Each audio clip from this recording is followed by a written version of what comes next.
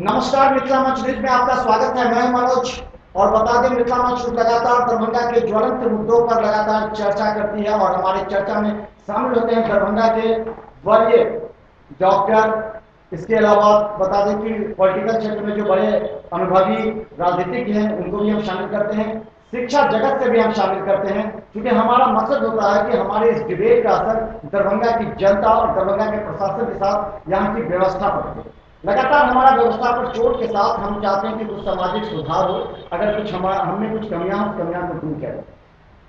इससे पहले आपने वही देखा, जो हमारे टीचर्स थे वो चर्चा कर रहे थे छात्रों की असफलता में शिक्षकों की भूमिका है, लेकिन अब हमारा चिकित्सा जगत में बड़ा बहस अब होगा। उसमें हम लोग रख रहे हैं कि मरीजों की विश्वसनीयता में डॉक्टरों की भूमिका। प्राय देखा जाता है कि कई ऐसे डॉक्टर अपने अनुभव के आधार पर जो इलाज करते हैं उसमें कई खामियां होती है, और यहाँ के जो मरीज हैं जो परेशान होकर के जब दिल्ली जाते हैं या अन्य शहरों में जाते हैं तो वहाँ के डॉक्टर यहाँ के डॉक्टरों को अनपढ़ तक कह देते हैं। इस पर हम चर्चा करेंगे। हमारे साथ सबसे पहले दुबे जी से कहेंगे, डॉक्टर जी एन दुबे हैं जो MD मेडिसिन है और आपको बता दें कि सीनियर रेजिडेंट है दरभंगा DMCH में और प्राइवेट प्रैक्टिस भी करते हैं।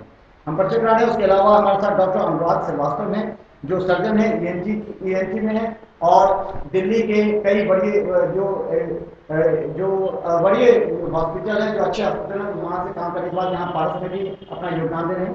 इसके अलावा हम बता दें डॉक्टर अरविंद झा हैं जो अहमदाबाद से आए हुए हैं फिजिशियन के अलावा और भी क्षेत्रों में देखते हैं। IB स्मृति के सीनियर डॉक्टर है वहाँ पर, और सबका हम आप स्वागत करते हैं। सबका एक बार फिर से स्वागत है।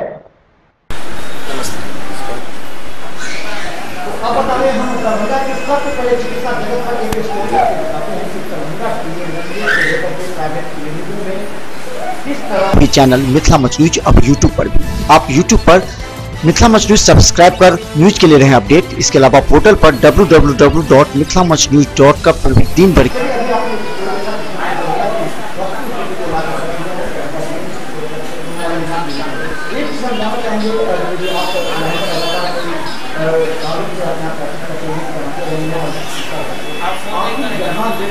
मरीजों के विश्वास को जो आघात पहुंच रहा है, इसके कौन से ऐसे बिंदु हैं जो आप कर रहे हैं? जी कि आपको कौन से ऐसे कारण जो मरीजों के विश्वास जो कड़ी है वो बिंदु पर विकास कर रहे हैं, विश्वास उठ रहा है। जी हेलो, हाँ मनोज जी, मैं ये कहना चाहूँगा कि खामियाँ दोनों ही तरफ से है, चिकित्सकगण की तरफ से भी है और मरीजों में भी है। कई बार आप देखते हैं मरीज जो MBBS डॉक्टर से इलाज कराते हैं और उनको स्पेशलिस्ट इलाज की ज़रूरत होती है, वहाँ तक वो नहीं पहुँच पाते। और जब आप किसी सफल डॉक्टर के पास पहुँचते हैं तो खामियाँ चिकित्सकगण में ये होती है कि वो उनको गहन तरीके से जांच नहीं कर पाते हैं, समय देखकर मरीज को ना सुन पाते हैं और ना उनकी गहन जांच कर पाते हैं, जिसकी वजह से मरीज की बीमारी तक को पहुँच पाना और पता कर पाना बड़ी मुश्किल होती है। मरीजों की संख्या दरभंगा में काफ़ी ज़्यादा है और उस हिसाब से चिकित्सकगण कम है। मरीजों की संख्या ज़्यादा है और चिकित्सकों में होड़ बनी हुई है कि मैं ज़्यादा से ज़्यादा मरीज को देखूं और ज़्यादा से ज़्यादा संख्या में मरीज देखने की समस्या की वजह से मरीजों को ठीक से गहन अध्ययन नहीं किया जाता है, उनको एग्जामिन नहीं किया जाता है, जिसकी वजह से ये चूक होती है कि डायग्नोसिस तक लोग नहीं पहुंच पाते हैं और मरीजों को निश्चित तौर पर हम बता दें कि अब नए युवा डॉक्टर्स हैं जिनके कंधों पर दरभंगा की नई चिकित्सा व्यवस्था की जिम्मेवारी है, और लगातार हम नए युवा चिकित्सक हैं जो अपने बेहतर और हाईटेक टेक्नोलॉजी के अलावा जो अपने अनुभवों के आधार पर, जो कि राष्ट्रीय स्तर के कई ऐसे हॉस्पिटल्स में काम करने के बाद दरभंगा के मरीजों की सेवा देने के लिए दरभंगा में आए हैं, तो ऐसे डॉक्टरों को कंधों पर जिम्मेवारी इस पर करेंगे। हमारे साथ डॉक्टर अनुराग श्रीवास्तव है। अनुराग जी, ये बताइए, आपको बाहर भी रह चुके हैं, यहाँ भी आपने देखा होगा कि आखिर मरीजों की विश्वसनीयता पर क्यों धक्का पहुंच रहा है? जी मैंने एक्चुअली जब मैं अखिल भारतीय आयुर्विज्ञान संस्थान में एम्स में न्यू दिल्ली में काम कर रहा था, उस वक्त वहाँ पर एक ट्यूमर बोर्ड की क्लिनिक होती है। वहाँ पर सारे हमारे बिहार से, उत्तर प्रदेश से मरीज आते हैं और वहाँ पर लाभ उठाते हैं। कई बार ही जो यहाँ से मरीज आते हैं उनके साथ जो कागज़ होते हैं, कागजी जो उनके साथ डॉक्यूमेंट्स होते हैं, वो अपर्याप्त होते हैं, इट्स नॉट वेल रिटन नहीं होता। तो उसमें प्रॉब्लम ये होती है कि कई बार वहाँ जो चिकित्सक अगर मरीज़ की प्रॉब्लम को समझना भी चाहें, उसकी समस्याओं को ठीक से गहन अध्ययन भी करना चाहें, तो चाहकर भी नहीं कर पाते, क्योंकि मरीज़ काफ़ी अशिक्षित होते हैं और उनको कुछ अपने बीमारी के बारे में काफ़ी विस्तार से पता नहीं होता। तो एक तरह से आप कह लें, एक तरह का क्विक फिक्स सिंपल सॉल्यूशन तो ये है कि सबसे पहले और मूलभूत रूप से हम चिकित्सक ये प्रण करें कि वैसे तो सारे मरीजों में ही हमें अच्छे से उनका इलाज लिखना चाहिए, जो कागजी कार्रवाई करें वो बड़ा ही स्पष्ट होना चाहिए। एटलीस्ट जो मरीज़ को हम लोग बाहर भेज रहे हैं वो हमारी बिहार की एक तरह से इमेज वो वहाँ बना रहे हैं। तो उस जो भी हम कागज़ उनको दें, उसमें केस समरी, जो मरीज़ का जो अभी तक आपने इलाज किया है, वो निष्पक्ष रूप से और साइंटिफिक तरीके से। अनुराग जी, एक सवाल ये है कि आप जब वहाँ रहते होंगे दिल्ली में, और यहाँ के मरीज जब पहुँचते होंगे जो आपके जहाँ जिस संस्थान में आते वहाँ पर, तो कैसा अनुभव होता होगा कि दरभंगा के डॉक्टर वहाँ से नहीं के यहाँ पर मरीज आ रहे हैं, तो कैसा अनुभव होता होगा उस समय? जी बड़ा ही कई दोनों बातें हैं। पहले अच्छी बातें बताऊं, कई बार ऐसा होता है कि यहाँ के चिकित्सकों की तारीफ भी होती है एम्स में, हमारे ट्यूमर बोर्ड की क्लिनिक में। कई बार ही बहुत ही कम पैसे में यहाँ के चिकित्सक कई बार ही बहुत बेहतर इलाज दे पाते हैं, क्योंकि अगर आप देखें तो चिकित्सा सेवा में आप 2+2 4 नहीं कह सकते। इस स्थिति में क्या होता है कि आप कहें कि अगर ईमानदारी से चिकित्सक अपना काम कर रहे हैं, तो गरीब से गरीब मरीज को जो भी उनके पास सुविधा है उसमें अगर ईमानदारी से सर्विस दें तो मरीजों का भला ही होगा, नुकसान कभी नहीं। तो ये वहाँ पर एक माहौल, ये पॉजिटिव चीज़ है। नेगेटिव ये है कि कई बार ही डॉक्यूमेंटेशन, जो कागजी कार्रवाई अस्पष्ट होती है, उसके कारण बड़े हास्य का पात्र बनते हैं यहाँ के डॉक्टर। और कई बार मुझसे भी पूछते थे कि आपके राज्य से आ रहे हैं, वहाँ के डॉक्टर क्या इस तरीके से लिखते हैं? तो हम लोगों ने, मैं तो यही कहता हूँ कि नहीं, अब अपग्रेडेशन की ज़रूरत है हर जगह, लेकिन हाँ, अभी जो आपके सामने कागज़ पे आता है वो तो स्पष्ट रूप से उसमें आप कुछ कह ही नहीं सकते। और सच्चाई ये है कि आप कहें तो 10 में से मेजॉरिटी प्रेस्क्रिप्शंस जो पहुंचते हैं वो अस्पष्ट होते हैं, और उसमें जो विस्तार से लिखना चाहिए, जिसके कारण मरीज वो नहीं रहता। तो उससे मरीजों को समय की बड़ी बर्बादी होती, सारे जांच फिर से कराए जाते हैं, सारे जांचों को बेमाना माना जाता है वहाँ पे। ये सिर्फ इस कारण है क्योंकि हम लोग यहाँ साइंटिफिक तरीके से लिख करके केस समरी बना करके एम्स या गंगाराम जैसे सेंटरों में भेजते नहीं है। उस टाइम में पेशेंट सिर्फ वो चले जाते हैं, तो उनका टाइम, चलिए अच्छी बात है। और इस बात पर चर्चा करने के दरभंगा की तमाम जनता इस कार्यक्रम को देख रही है, और इससे हमको यूट्यूब पर भी हम इसे हर परिचर्चा को डालते हैं। हमारे साथ अरविंद झा हैं जो अहमदाबाद से भी थे। अरविंद जी, ये बताइए कि आखिर मरीजों में क्या किया जाए जिससे विश्वास बढ़े दरभंगा के यहाँ के चिकित्सा व्यवस्था पर, यहाँ के चिकित्सकों पर? अरविंद जी, सबसे पहले इसमें आपकी भूमिका सबसे ज़्यादा है। हमारे साथ साथ डॉक्टर कम्युनिटी, पेशेंट और हम जो मास मीडिया, की भूमिका सबसे ज़्यादा है। जब मैं अहमदाबाद था वहाँ पे हमने जो सुविधाएँ देखी, उसके साथ सारी सुविधा, अभी जब दरभंगा में मैं जिस सेंटर में काम कर रहा हूँ उस सेंटर में वो सारी सुविधाएँ अभी प्रेजेंट हैं।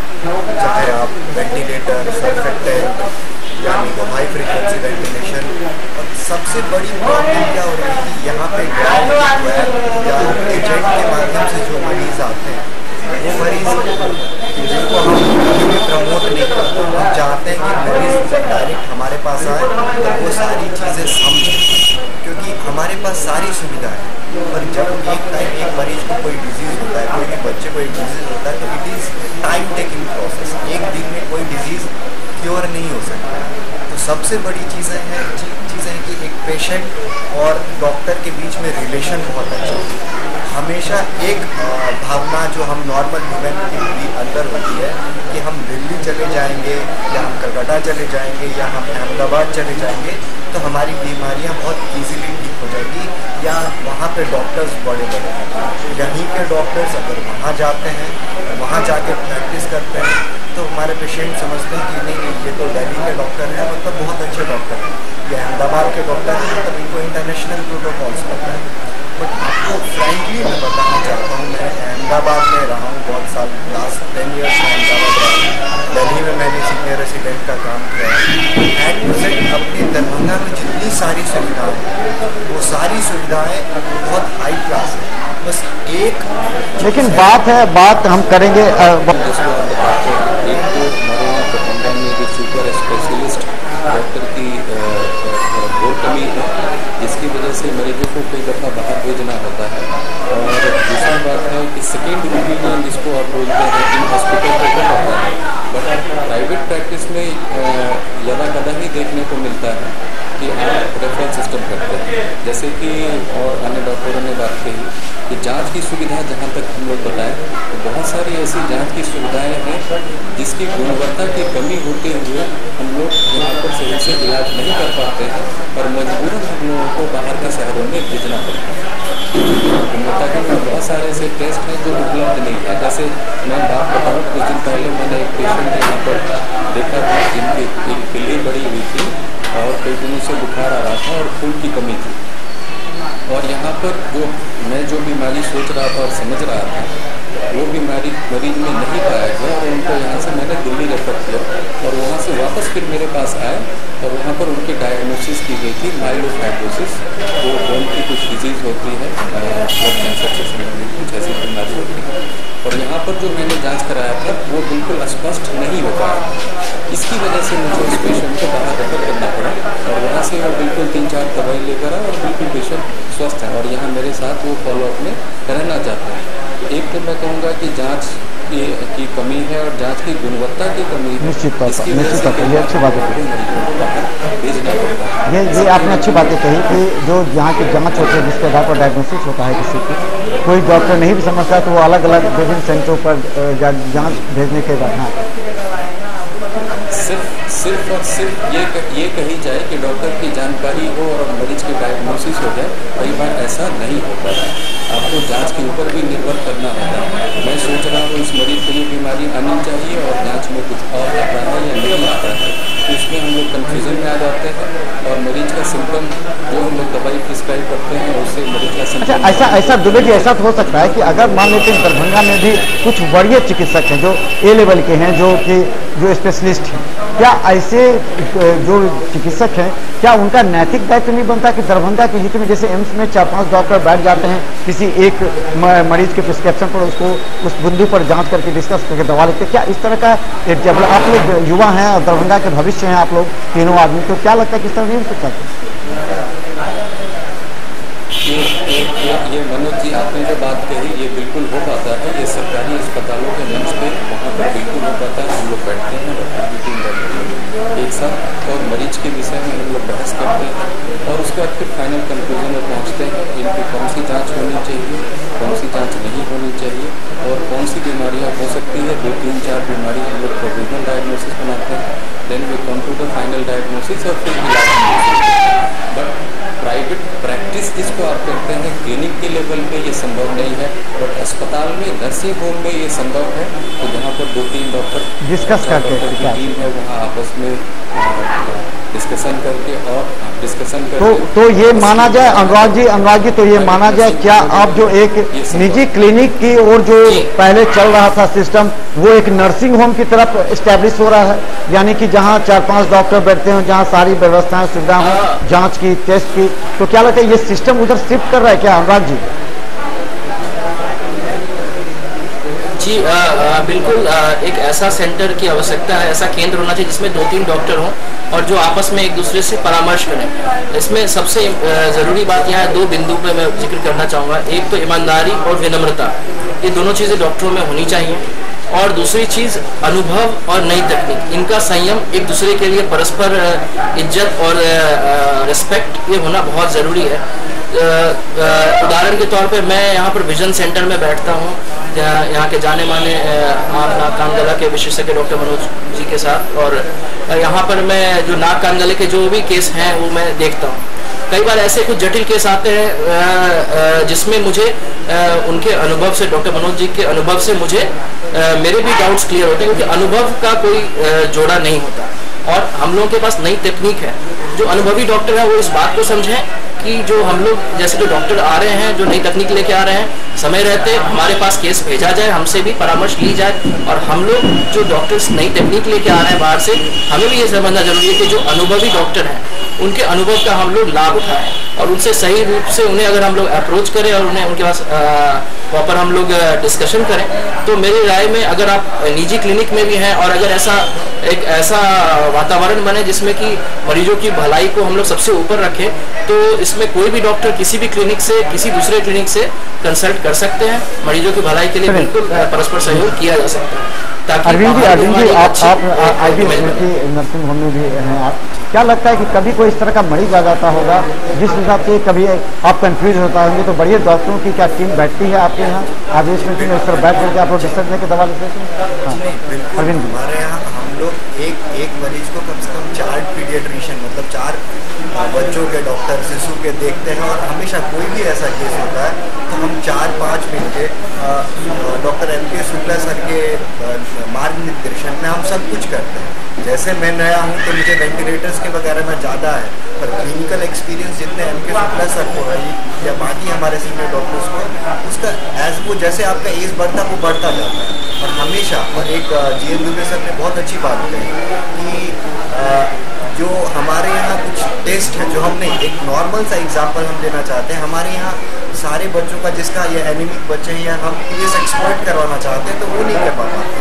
लेकिन और बाकी चीज़ है कि ये जो एक नर्सिंग होम में ये परंपराएं चालू हो रही है, हम लोग आपस में मिल के डिस्कस करते हैं, और इसमें हमारे सीनियर डॉक्टर्स जो हैं ये कहीं से ये चीज़ नहीं सोचते कि मैं अपने जूनियर से नहीं पूछूं, और हम लोगों का तो अधिकार ही है कि हम अपने सीनियर से बात करते हैं, और बहुत हम्बल मैनर में, बहुत विनम्र तरीका से हम एक दूसरे को एक म्यूचुअल अंडरस्टैंडिंग के साथ डिसीजन आता है उसके साथ ही हम करते हैं। हमारे हॉस्पिटल में ये चीज़ तो बहुत अच्छी चल रही है, और मैं ये नर्सिंग होम की परंपरा को बहुत आगे ले जाना चाहता हूँ ताकि चलिए, तो धन्यवाद। हमारे साथ बहुत महत्वपूर्ण मुद्दे पर हम चर्चा कर रहे हैं आज, ताकि दरभंगा की हजारों जनता जो मिथिला मस्जिद के साथ कभी समस्या लेकर के आती है, और हम आज आपको 3 ऐसे उदाहरण बताएंगे जिनका हम बाइट भी सुनाएंगे।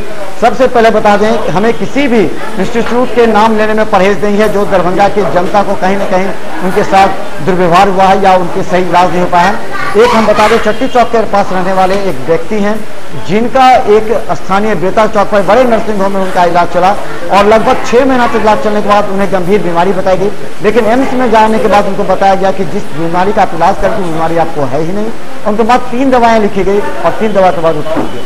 यही बता दें, दरभंगा कुमार सिनेमा रचना स्टेशनरी के एक कर्मचारी हैं जिनको यहाँ बताया गया था कि आपको जो है सो बीमारी है, आपको कैंसर की बीमारी है, में चलता है डायग्नोसिस सेंटर खोल दिया जाता है, और इससे अविश्वसनीयता बढ़ती है। डॉक्टर प्रिस्क्राइब नहीं करते हैं, बल्कि ये डायग्नोसिस सेंटर आकर के डॉक्टर से कहते हैं कि आप हमारे यहाँ पेशेंट को भेजिए तो हम आपको कमीशन देंगे, ये बेनिफिट देंगे, या फिर जो कंपाउंडर होते हैं वो अपने तरीके से इसको यूटिलाइज करते हैं। तो इसका कहीं ना कहीं दुष्प्रभाव पड़ता है, डॉक्टरों के इमेज पर पड़ता है। तो एक डॉक्टर के क्लिनिक में कोई डायग्नोसिस सेंटर खोलना ये जायज़ है, उचित है?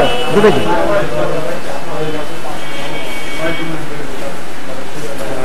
डॉक्टर के क्लिनिक में इस तरह की पैथोलॉजी सुविधा और वो जिसको एक्सटेंसिव लैब बोलते हैं वो नहीं होता है। छोटे मोटे माइक्रोस्कोप लेकर पैथोलॉजी के डॉक्टर भी उपलब्ध नहीं होते हैं, टेक्नीशियन उसको साइन करते हैं, ये उचित नहीं है। और आपने सही किया, इससे मरीजों का विश्वास थोड़ा कम होता है। और इसके बारे में विशेष और मैं नहीं कुछ कह पाऊँगा।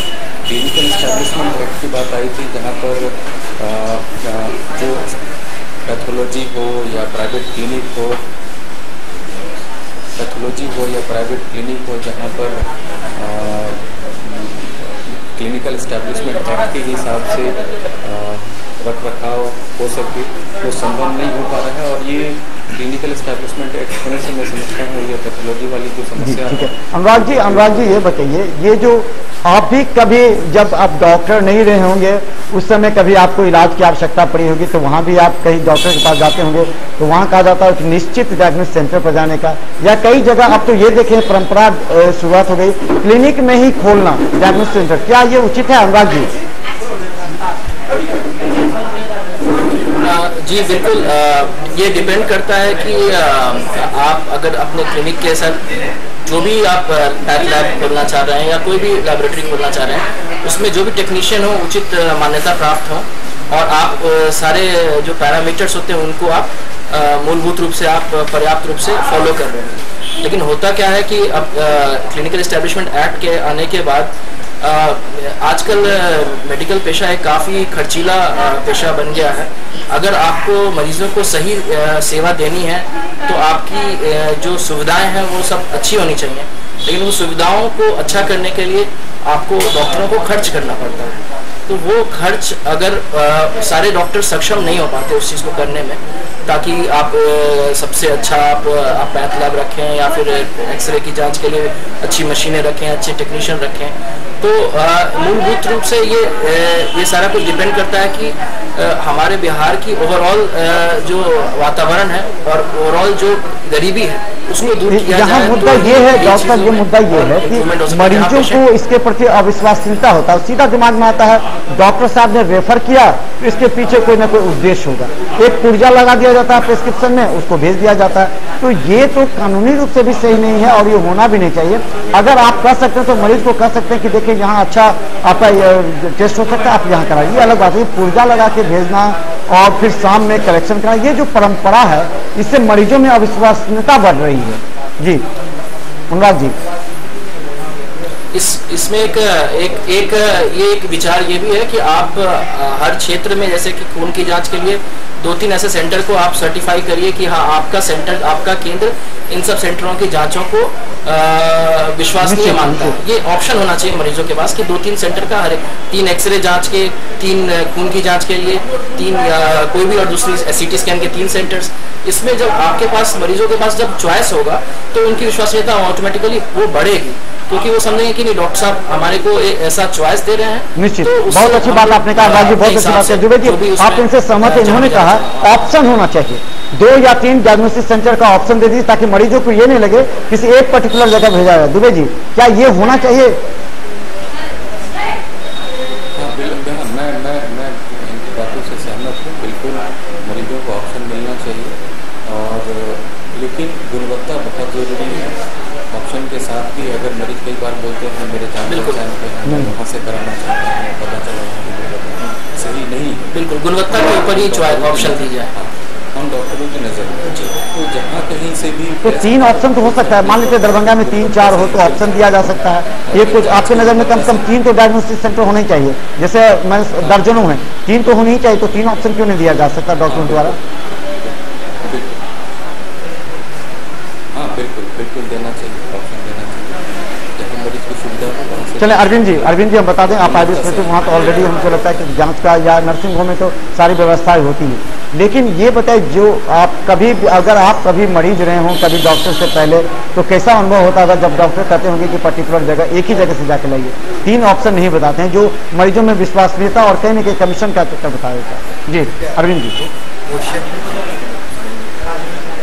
अरविंद जी, हमने कहा है, हमारा यह मानना है कि मरीजों की दूसरी विश्वसनीयता डॉक्टर से कम होती है जब कोई डॉक्टर पर्टिकुलर डायग्नोस्टिक सेंटर पर भेजते हैं, जबकि डॉक्टरों के पास ऑप्शन होना चाहिए कि 3 में से किसी एक में आप चले जाएं। ये नहीं हो पाता है।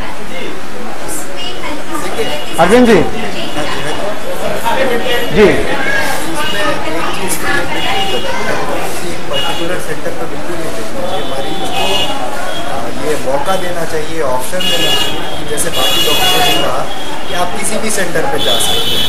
बस कुछ चीज़ें होती हैं कि जिसमें हमको किसी एक पर्टिकुलर पैथोलॉजिस्ट या पर्टिकुलर माइक्रोबायोलॉजिस्ट या बायोकेमिस्ट में हमको भरोसा होता है। तो एक ऑप्शन हमको वो देना चाहिए, बाकी उनको 3-4 ऑप्शन या उनके खुद के मन के होना चाहिए। फोर्स नहीं, बिल्कुल भी नहीं करना चाहिए कि आप यहीं से टेस्ट करवाइए। तो फ्री टू चूज, आपको जहाँ से करवाना है वहाँ से करवाइए। और अगर मेरे हिसाब से जो बड़े सेंटर्स हैं उनसे करवाने में ज़्यादा है, क्योंकि वहाँ की जो मशीन्स भी है वो इंटरनेशनल प्रोटोकॉल के होते हैं।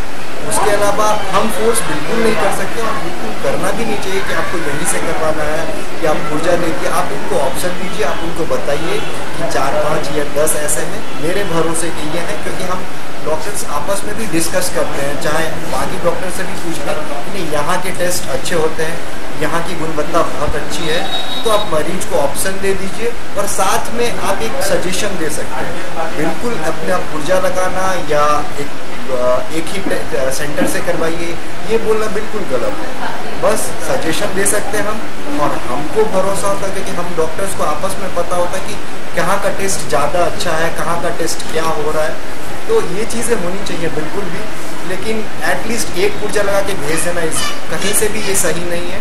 चलिए, निश्चित तौर पर हम बता दें कि हम दरभंगा के उन युवा चिकित्सकों से हम बात करेंगे। कल भी हमारी जो परिचर्चा है वो डॉक्टर अमित शेखर श्रीवास्तव हैं, फिर डॉक्टर आर प्रसाद के पुत्र हैं उत्सव राज, तो इस तरह के लिए जुड़े हुए हैं। डॉक्टर GN दुबे हैं जो वरीय फिजिशियन हैं और MD मेडिसिन, इसके अलावा वो सीनियर रेजिडेंट है दरभंगा DMCH में और लगातार प्राइवेट प्रैक्टिस कर रहे हैं और मरीजों के लिए काफ़ी सहूलियत के साथ सेवा की भी इनकी अभिरुचि है और कई जगह इन्होंने शिविर लगाकर भी मरीजों की सेवा की है।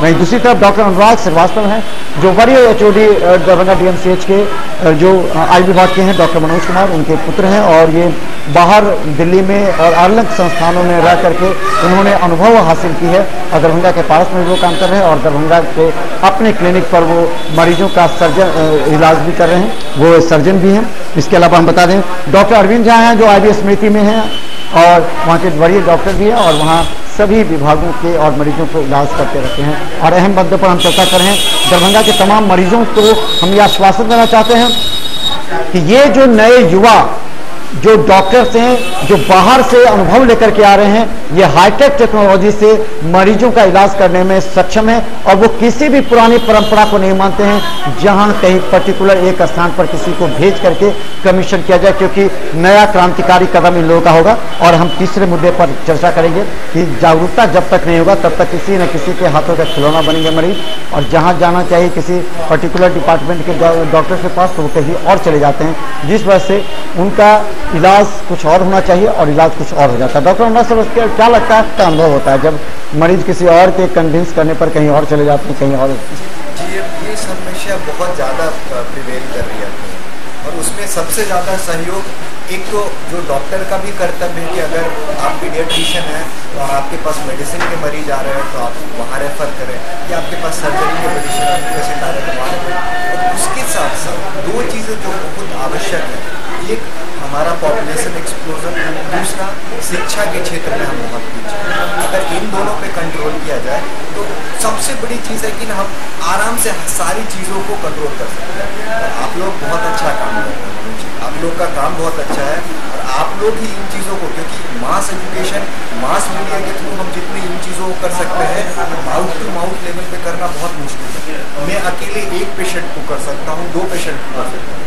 एक चीज़ है कि एक पेशेंट से एक बूंद से ही घड़ा भरता है, लेकिन साथ के साथ आप लोगों का न्यूज़पेपर्स का और या गवर्नमेंट का इन सब का सपोर्ट चाहिए, क्योंकि ऐसी स्थिति हो गई है कि गांव के मरीज को बिल्कुल भी पता नहीं होता है। तो आप लोगों की इसमें सबसे बड़ी जिम्मेदारी है हमारे साथ, और हमारा साथ हमेशा आपके साथ ही है। हम लोग हमेशा आपके साथ खड़े हैं। पेशेंट को ये पता होना चाहिए कि उसकी बीमारी के लिए उसको कहाँ जाना है। एक बच्चे का अगर एक पीडियाट्रिशियन देख सकता है तो कभी कभी एक पीडियाट्रिक सर्जन की भी ज़रूरत होती है। तो बच्चा है तो हमेशा वो पीडियाट्रिशियन मतलब बाल रोग विशेषज्ञ के पास ही आते हैं। तो ये सब चीज़ें हम आप मिलके करेंगे और पूरी ईमानदारी से करना चाहिए। आप लोग कर रहे हैं, बहुत बहुत धन्यवाद इसके। तो चलें, हमारा बता दें हमारा यह परिचर्चा काफ़ी महत्वपूर्ण मुद्दे पर हो रहा है, क्योंकि हम चाहते हैं दरभंगा के मरीजों का विश्वास जो है सो डॉक्टरों के प्रति बढ़े, क्योंकि भगवान के दूसरा रूप कहे जाने वाले डॉक्टरों के कंधों पर जो जिम्मेवारी है, उस जिम्मेवारी का जो वे निर्वहन करते, कोई भी डॉक्टर नहीं चाहता कि उनके यहाँ मरीज आघात पहुंचे या मरीज की हालत खराब हो, नाजुक हो जाए। तो हमारे साथ बता दें राजीव जी हैं, और ये बता दें कि हमारे साथ डॉक्टर अनुराग जी, हम एक चीज़ जानना चाहेंगे कि हेलो डॉक्टर अनुराग जी, से आइडिया नहीं लग पाएगा कि बीमारी का खात्मा हुआ है कि नहीं। ये एक मुद्दा छोटा सा है जो कि इस चीज़ को अफेक्ट करता है। अब अर्जुन जी आपने सुना ये बातें कभी कभी इस तरह होता है, रिफर केस लास्ट में किया जाता है, जिससे मरीजों की हालत बहुत नाजुक हो जाती है। अरविंद जी चल लगता है अरविंद जी से हमारा संपर्क टूट गया है, लेकिन हम आपको बता दें तब तक हमारा समय हो चुका है और हम अहम मुद्दे पर चर्चा कर रहे हैं। और हम बता दें सबसे पहले दरभंगा के मरीजों को जब तक विश्वास नहीं होगा डॉक्टरों पर, तब तक ये चिकित्सा व्यवस्था नहीं सुधर सकती। तो हम बता दें कि जो व्यवस्था हम लोगों की मरीजों की जो व्यवस्था होनी चाहिए डॉक्टर के पास आने के लिए, जो सही समय पर और सही डॉक्टर के पास पहुंचे, उसके लिए एक उपाय हो सकता है जो मेरे दिमाग में आ रहा है। डॉक्टर साहब हम ये कहना चाहेंगे, तीनों डॉक्टर को कहना चाहेंगे, दुबे जी ऐसा हो सकता है कि अगर प्रखंड या पंचायतों में एक ऐसे व्यक्ति को एक हेल्पलाइन के तौर पर एक यूज किया जाए। आप लोग बड़े जो डॉक्टर है जिनके कंधों पर जिम्मेवारी है, जो नए डॉक्टर हैं, अगर ऐसे लोगों को वहां नियुक्त किया जाए जो सही दिशा में वहां से मरीजों को पर्टिकुलर डॉक्टर के पास या संस्थान में भेजे। चले हमारे साथ लगातार डॉक्टर जुड़े हुए हैं और हमारे अहम मुद्दे पर चर्चा थी। अब हम इस कार्यक्रम से दीजिए इजाजत, क्योंकि अगले दिन हम अन्य मुद्दों पर चर्चा करेंगे। धन्यवाद। हेलो।